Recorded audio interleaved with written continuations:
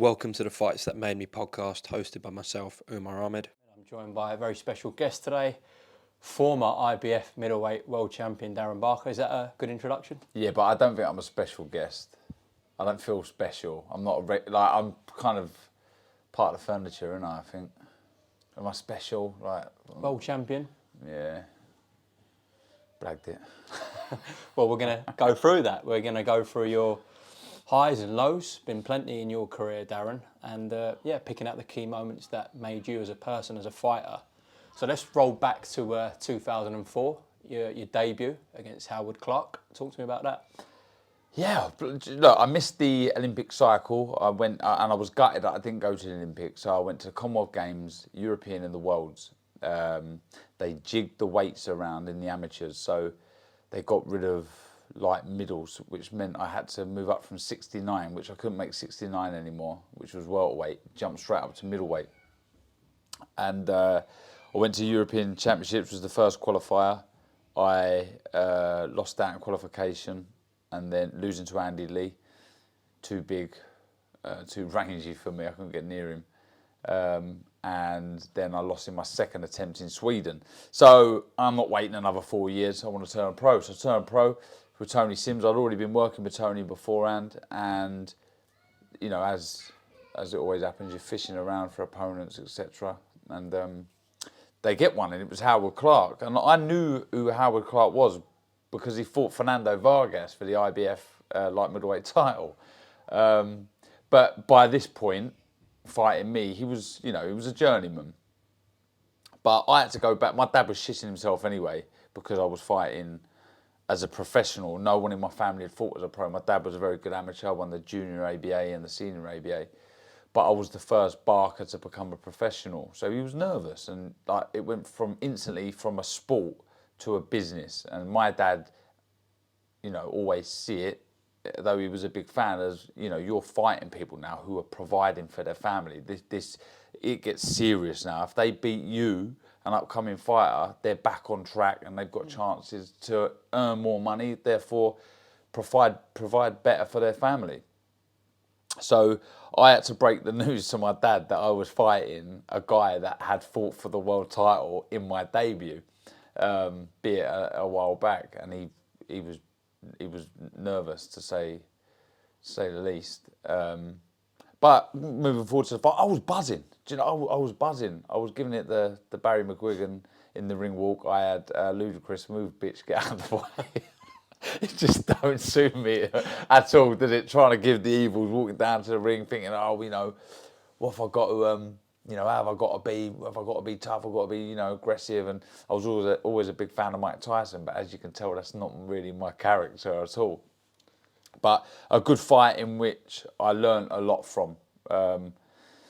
I think the referee was Paul Thomas, who was an experienced A-star referee, so he was very strict on me. He taught me a lot of things that I can and couldn't get away with. Howard Clark was a great introduction to the pro game. Not only could he fight, but he had all the tricks, when to grab hold of me, when to spit his gum shield out, when to sort of hit me on the back of the head, how to upset my rhythm as a fighter. And I learned a lot, and it was a 6-rounder. My debut was 6 rounds, where not many, bar the Galauya fighters and Lomachenko and people like that go beyond and do 10 rounds, 8-10 rounds. I was nervous about the duration of the fight, but a fight in which I learnt a lot. Okay, let's fast forward to 2009, a major point in your career, becoming British champ in 2009 against Danny Butler at the Brentwood Centre. What did that mean to you, Darren? Talk about the fight, but what did it mean to you to become British champion? Big. It was my first, certainly as a professional. I think I wanted to win the Commonwealth Games. I wanted to be an Olympian. Didn't manage to do that. But I think the first thing I set out to do as a professional was to be a British champion. I won the Southern Area title before that, and the Commonwealth title. But the real one that I wanted was the British title. I was desperate to be British champion. I've said this so many times. I'm a big fan of the sport. I love it, and I'd have pictures of the Lonsdale belt on my wall It was always the step on the ladder that I was desperate to step on, and though I wanted to go beyond the British title, it was something that I was desperate to win, and I lost my brother before I fought for the Commonwealth title, and every title that I won, I wanted to dedicate to my brother. And the British title was a goal and ambition that we both shared together. We both wanted to be British champion. He was a few years younger than me, but no doubt it would have gone on, and he would have had did have dreams to be a British champion one day that he did turn professional. So it was a little annoying because I always felt, and I only got the opportunity to do this when I won the world title, but I always felt to be a champion, you had to be a champion. And I was fighting the champion, Wayne Elcock, and Wayne Elcock had to pull out for whatever reason. And the title was vacant, so I fought Danny Butler for the vacant title. Danny Butler had not long notice at all, but kept himself fit and was very strong. But I was firing on all cylinders. I had the bit between my teeth, like I say. I wanted to dedicate it to my brother, and I boxed well. I think he put the fight was waved off after the 6th round or something like that. But it was, I can't articulate what that meant to me to be a British champion. It was a special moment. That Lonsdale belt round my waist was a real special moment. Right, moving on to 2011, your first fight in America, I believe, Sergio Martinez. Tough night at the office, Darren? Yeah, it was funny that because there's a lot went on before that fight. I had won the European title twice, which were two big moments for me. Then I started having issues with my hip, and then I, through Twitter, basically made the Martinez, but almost, the talk started through Twitter, and this is the early days. You got to remember of social media, and somebody said along the lines of, "Would you fight Martinez?" I said yes. Before I know it, his manager was added into the conversation. Okay, we can make the fight. Eddie is then made aware of the chat, and before I know it, me and Eddie are on a plane to New York for the press conference. Just very surreal. Even when I look back now, even though I'd won the British, the Commonwealth, the European title twice, this was sort of, whoa, flipping it. I'm in the deep end here. Flying out to America, we're in first class. Obviously flying with Eddie, me and Eddie, I certainly was like a competition winner. Put my pajamas on, I'm laying there, get a bed on the plane. It was incredible. And then we get to the press conference, and when me and Eddie are walking to the press conference, he sees this mannequin in one of the shops wearing these ridiculous bright green trousers. And he went, for a laugh, you should stick them trousers on, wear them at the press conference. I went, no chance, I ain't wearing them. We get to the rooftop where the press conference was. It was outdoor, and Martinez had them strides on. He had the trousers on. So we had a little chuckle at that. And I remember all the US press, turning their nose up at me and laughing at me, like, who's this joker coming in? He's just making up the numbers. Because you got to remember, he come off knockout of the year versus Paul Williams, and he destroyed Sergei Zinzaruk, I think, dropping him numerous times for the title. And then I think he was struggling to get opponents. I jumped in, and bit of a laughing stock. But I believed in myself. But I didn't know how good I was, and he was the benchmark. I sparred with Froch, Kessler, DeGao, Groves, some very good fighters, but I'd never shared the ring with an elite level fighter as far as a fight was concerned. But to be honest, I think that I was relatively calm going into the fight. the nerves weren't out of control because I had nothing to lose really. But if I'm deadly honest, I look back at that fight and probably I've got more regrets than I have, positives, because I feel like I could have done better. I mean, the sort of game plan was to frustrate Martinez, get the crowd on his back.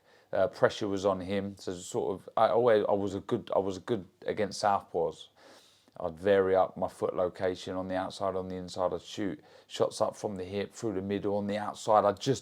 That was through the years fighting at Repton and sparring with the fighters at Repton. I don't know what was in the water, but they bred some of the best southpaws at Repton, so I was very good. But it was the second half of the fight where I was supposed to turn the screw and get down to work. I didn't, and he did. And if I'd have believed in myself a bit more, I think I could have. I'm not saying I would have beaten him, but I could have done better for sure. But he perforated my ear in the 10th round. It was the maddest feeling in the 11th. My legs completely. To this day, it was like I'd been cut through the waist, and someone had taken my legs away because I just couldn't feel them. They'd gone, which was weird because I'd perforated my eardrums plenty of times. But none like this, and it was annoying because it doesn't look like a hurtful shot, but the damage had been done in the round before, I think, and just completely takes my legs away from me. And yeah, like I say, I remember Lou DiBella coming up to me in the ring after and saying, "Your stock's risen," in that defeat. But I look back now and it pisses me off. Yeah, I remember. I think you got to the 8 count, referee, and you started to make your way up after he landed that final shot. I think it was a right hook. Yeah. And yeah, you could just see you were doing your best to get up, but then I think you collapsed to the floor again, didn't you? Yeah, I was trying to get up, trying to pull myself up on the ropes. I think it was almost like a Rocky film because I couldn't gain any sort of power in my legs. It was a little bit worrying at the time, if I'm honest. But yeah, and then I think my legs went a little bit again. But there are moments, though I'm frustrated and I have some regrets that I didn't put my foot on the gas a little bit more. I'm still kind of proud of myself that that fight was still there. I still wanted to get up and still wanted to prove that I could be a champion, if not to myself, to others watching, thinking one day you could do it. Well, your next venture in the States, again in Atlantic City, a couple of years after 2013, one of the most memorable nights in British boxing history. You going over there fighting Daniel Gill and becoming IBF world champion. Before we come on to what it meant to you, just talk to me about that fight. Well, I mean, mixed emotions really. I kind of felt that it was somewhat of redemption going back to Atlantic City, same place, different venue, but same place where my first attempt at a world title failed. So it was I was a bit up for it. I was a little nervous because thinking, will history repeat itself for me? But there was this chance of righting a wrong, getting in there, winning a title in a place where I had fouled before. So I was looking forward to it. Again, going back to the Martinez fight, it was the first time I had the great Michael Buffer announce my name, and he announced me as Darren Barker. So I was, that one moment you got Buffer, and he bakered me off. So it was a chance for him to get that right. Sorry, but it was crazy. The journey up until that point was mad. And very painful. I was really struggling bad with my body at that point. I'm really pushing myself through the limits, really, if I'm honest, because I was so desperate to be a world champion. And I fought out of character a little bit, if I'm honest, in the fight. By the way, going back before that, I had 14 weeks notice for that fight. From the day that the fight got announced to the day of the fight, the day before the fight, I was the most confident man in the world. Nobody was beating me. I would have taken on the world. But the morning of the fight, I woke up with this failure on my mind, just so much self-doubt. Honestly, it was incredible, mate. I started telling myself that I'm not going to win this fight. You've been fucking living in a fantasy world if you think you can be a world champion, blah, blah, blah, all this doubt. And I'd been doing a lot of guided meditation with somebody, and he was in Atlantic City, but he hadn't been with me for a couple of days. So I started thinking, has he just been feeding me a load of bollocks to make me feel good about myself? Because the guided meditation was sort of like, you're a brilliant fighter, you're great, you're destined to do this, blah, blah, blah. And I was like, yeah, this is brilliant. And all of a sudden, I hadn't had him around me for a couple of days. And I was like, flipping heck, I ain't going to win. Anyway, I got him up into the room, and he sat me down, and we done a little bit of it, and he got me back up again. He said, it's only human that you can have these doubts. But back to the fight, it was quite quickly, I found Gil very difficult to catch. You've got to remember, he's a unified champion. He vacated the WBA, which I was gutted about because I would have been a unified champ. He had a good amateur pedigree, went to the Olympics, the Worlds, Commonwealth Games. He won it the same year I did, but at welterweight. And I thought I would be able to close the distance relatively easy, but I was struggling, and I was falling short with the shots, and he was able to counter me, and it was quite frustrating, if I'm honest. So I got back after the first round. I said to Tony, look, I'm going to have to get on him, close the gap a little bit, so don't panic, but I'm just going to edge a bit closer to him and close that gap and get tight on him because I'm sort of falling short with the shots. And he trusted me, Tony, and that was it. And you could see from the off, it was quite a tough fight. It ebbed and flowed. He had his moments, I had my moments, but I always felt that, like I said, to be a champion, you got to beat the champion. And I knew to beat Daniel Gill, not in his backyard, but on his home show, I had to rip that title away from him. And I know it was a close fight, I do. But I was always trying to get the last say in the arguments. I always wanted to get the last shot in to, stay in the judge's mind. And it was going relatively well up until the 6th round. I can't really remember the exchanges, but I let a shot go, and I know I was wide open. I was quite relaxed after initially throwing the shot. And I was caught with a beautiful left to the not solar plexus, to the sort of floating rib area, and I was completely, my breath had gone. Dropped to the floor, and what seemed like an eternity, if I'm honest, sat kicking my feet on the canvas, just trying to get my breath back, totally unaware of what the count was, just in, ridiculous pain. But thoughts were flying through my mind, those of my brother willing me up, my daughter, what am I going to do? All the stories, the memories and the hardship that I'd gone through to get to that moment. Just for me to be winded and not to get up would have been a travesty. So somehow I got to my feet, again, totally unaware of the count, and the rest is history, really. Well, when the scorecards were read and it was finally announced and the new, we've seen some amazing British wins, world title wins away from home, but I've not really seen a celebration like that because it was utter joy in there, but there was obviously something else. You dropped to the canvas, you were clearly thinking about your brother who tragically, of course, passed away.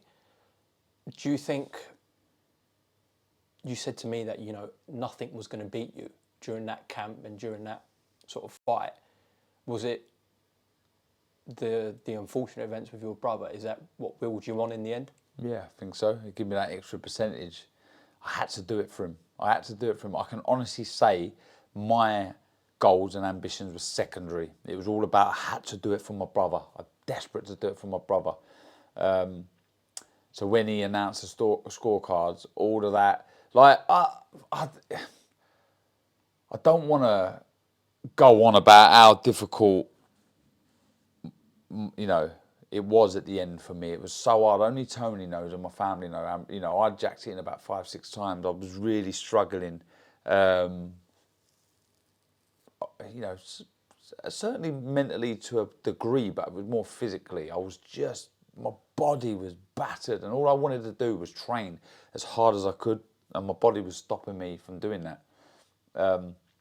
So to hear and the new, it was just like mixed emotions again. It was relief that I managed to do it, but I think the overriding emotion was pure emotion, because I felt like it was me letting go of my brother, or that task of trying to succeed for my brother, and I found that so sad that I was it was like I was hanging on to my brother and his memory through my boxing, and to finally fulfill my dream, and his dream. It was hard because it was like I'd done it. It was almost like I was saying bye to my brother to a degree, and I found it very, very sad, which is ironic, really, because it's supposed to be the happiest moment of my life.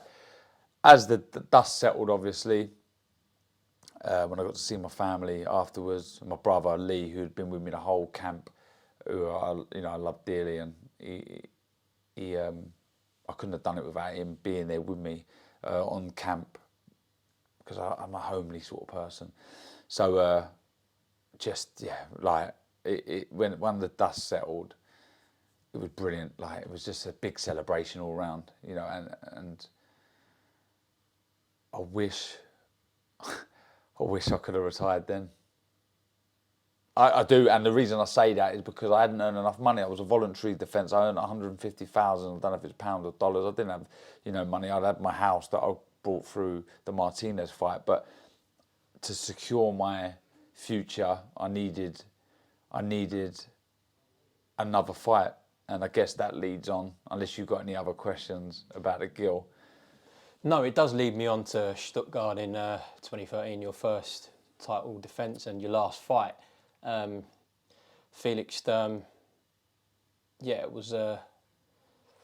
Could you tell once you'd come out that ring and been stopped that was the end?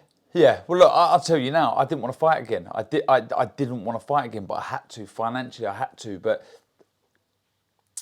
a lot of people don't understand that I truly believed, right? That I truly believed going into that Sturm fight, I was too good for him, and I was fit enough.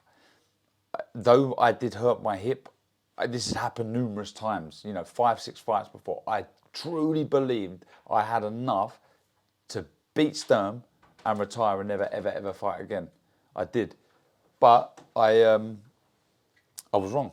I didn't beat him, but it's funny because it's one of my proudest moments in a weird way, because to go through another camp in the pain I was in, to get up when I was like, I tell you now that it's the worst pain I've ever been through in my life. So to get up and still be throwing shots when the towel got thrown in, I'm proud of myself.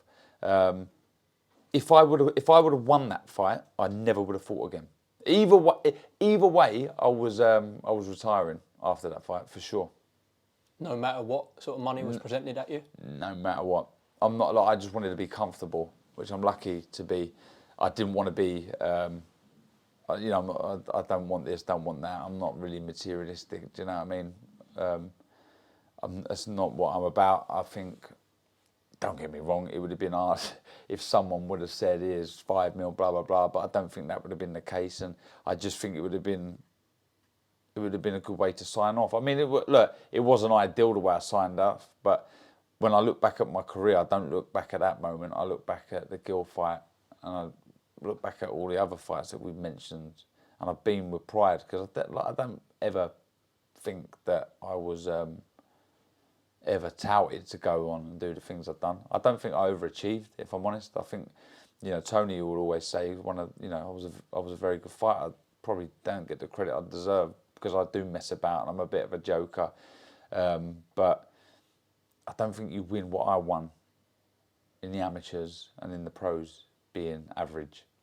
No, so I'm happy, mate. Well, listen, Darren Barker, thanks very much for talking about the moments that made you.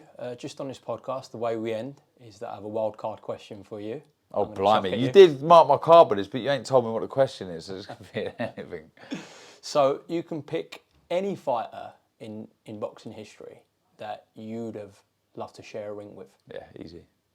Sugar Ray Robinson, the greatest fighter ever. And people, modern day fighters or fans of the sport may argue, say he wasn't the best, he lost, he this and that. But you got to remember, sport evolves. People punch harder, they run quicker, they jump higher. Sugar Ray Robinson was a pioneer. He was ahead of his time, and I think he would have boxed and competed at a very, very, very high level, winning numerous undisputed world titles in today's game. Footwork like I've never seen, blistering hand speed, knockout power that he took through the weights, a tremendous fighter, and I'm forever grateful for Tony Sims to really introducing me to, in my opinion, the greatest ever fighter that boxed.